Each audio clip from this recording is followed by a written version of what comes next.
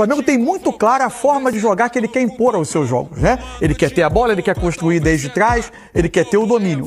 Só que há jogos, e aí às vezes você tem questão de amadurecimento do time como coletivo daqui pra frente, mais tempo desses jogadores juntos, e uma série de outras questões. Há jogos que o adversário vai tentar levar para outro terreno. E aí o Flamengo vai precisar se adaptar.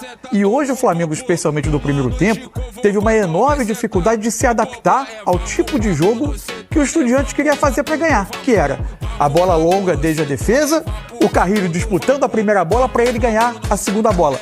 Juntava jogadores na zona em que essa segunda bola poderia cair e a partir daí tentar ganhar a segunda. Te convocou, o mano é sem amor. O mano te convocou, o mano é sem amor. É vapo no setor, é vapo do vapor. Vapo no setor, é vapo do vapor.